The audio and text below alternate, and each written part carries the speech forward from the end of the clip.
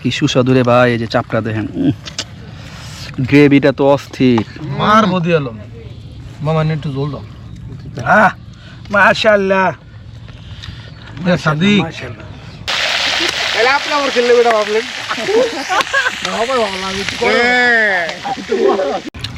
রেস্টুরেন্টে এত স্বাদ পাইবেন না। আসসালামু আলাইকুম বন্ধুরা, আজকে আমরা রান্না করব হচ্ছে চাপ পোলাও। তো আজকের এই ভিডিওতে আপনারা দুইটা জিনিস শিখতে পারবেন, একটা হচ্ছে কিভাবে ঝরঝরা সুন্দরভাবে পোলাও রান্না করবেন, আর একটা হচ্ছে চাপের রেজালাটা কিভাবে আপনারা রান্না করবেন। এই দুইটা রেসিপি আজকের ভিডিওতে আপনারা শিখতে পারবেন। আর দেখেন আমরা কিন্তু খুব সুন্দর একটা পরিবেশে চলে আসছি। ওই যে নিচে আমাদের রান্না হচ্ছে, নদীর পাড়, কত সুন্দর একটা পরিবেশ। ঠিক আছে, আমরা সবসময় চেষ্টা করি আপনাদেরকে সুন্দর সুন্দর জায়গায় নিয়ে সেখানে রান্নার ভিডিও বানানোর জন্য, এবং দেশটা আপনাদেরকে ঘুরে দেখাতে চাই, বাংলার প্রকৃতির সৌন্দর্য আপনাদের সামনে তুলে ধরতে চাই। ঠিক আছে, তো আপনারা অবশ্যই আমাদের সঙ্গেই থাকবেন, লাইক, কমেন্ট এবং সাবস্ক্রাইব করে। আর যারা ফেসবুক থেকে দেখতেছেন তারা অবশ্যই ফলো দিয়ে থাকবেন।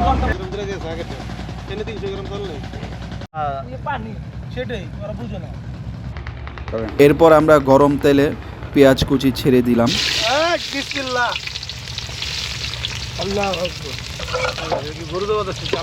পেঁয়াজটা ব্রাউন কালার হওয়ার পর সেখানে 3টা তেজপাতা আর 2টো দারচিনি ছেড়ে দিলাম। এটার মধ্যে কি কি আছে দাদা? আদা, রসুন, স্পেশাল মশলা। এটার মধ্যে ছিল আদা রসুন বাটা সহ গরম মশলা বাটা।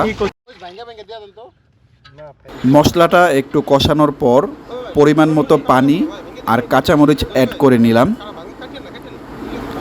আমরা জানি যে পোলাও রান্না করতে গেলে যে পরিমাণ চাল থাকে তার ডবল পানি দেয়া লাগে। আমরা সেই অনুযায়ী পানি দিয়ে দিলাম।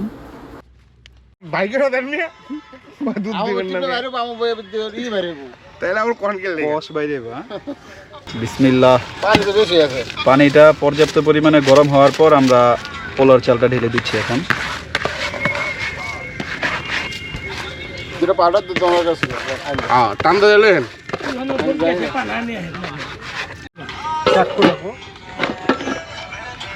ঠিক আছে, লবণ পারফেক্ট। এবার ডাইকা দিব আমরা। এখন ভাই গোস্তটা ভালো করে দিয়েন ইনশাআল্লাহ ভাই। আমি আবার আর গোস্তের পিসটা দেখান, মানে কি পুরো একে একে উঁচা করে ধরেন না, এরকম পিস মনে হয় না যে 5000 টাকা দিলেও পাবেন।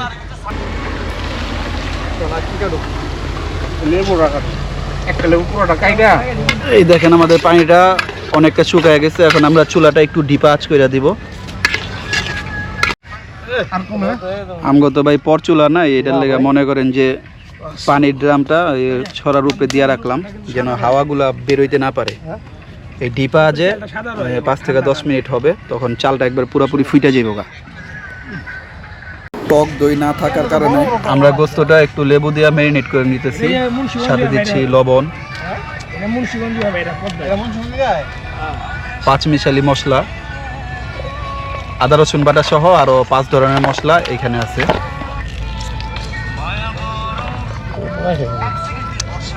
একটা কথা মনে রাখবেন, আপনারা গোস্ত যত ম্যারিনেট করে রাখবেন, ঠিক আছে, তত মশলাটা ভিতরে ঢুকবে, স্বাদটা তত বাড়বে। বিসমিল্লাহ। আমাদের পোলাও দম দেওয়া শেষ। মাশাআল্লাহ, সেই গ্রানে তো আর টিকতে পারতেছি না রে ভাই, ক্ষুধা বাইরে যাইতেছে। মন চাই ভাবে খেয়ালাই ভাই, গোস লাগবো না ভাই। দেখছেন কত সুন্দর ঝরঝর হয়েছে ভাই। ইমন ভাই আহেন, আপনারা মেরে দিই গোস ছাড়া। আমরা আজকে চাপ পোলাওর সাথে হচ্ছে এই যে পটল ভাজা খাবো। পটলটাও আমরা ম্যারিনেট করে রাখছি গোস্তের সাথে, গোস্তের একটা ফ্লেভার আসবে। বিসমিল্লাহ।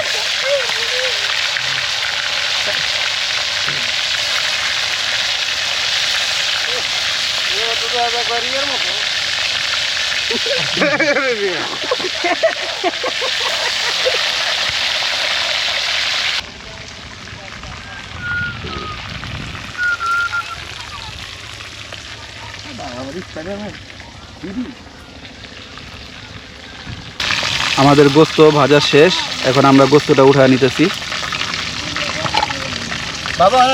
দেখছেন কত সুন্দর ভাজা হয়েছে। এগুলো 40% আছে।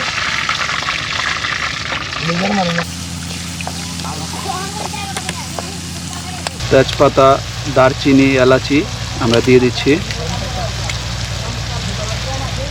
দিচ্ছি পরিমাণ মতো লবণ।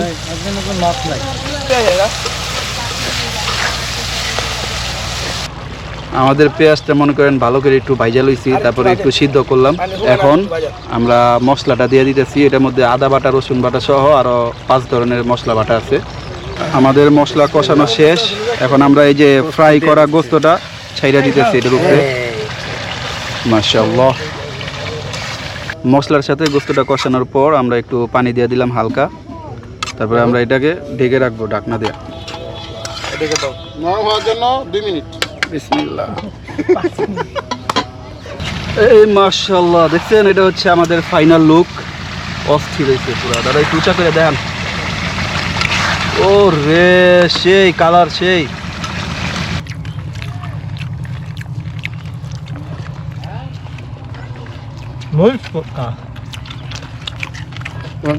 পাকা খাইলে রেস্টুরেন্টে এত স্বাদ পাইবেন না। 1100 টাকার খাওন, 5 জন মানুষ 6 জন মানুষ বাজার বাজার 1100 টাকা বাজার। 200 টাকা কি বাতা পড়ছে, কি বাল মারছে মিয়া।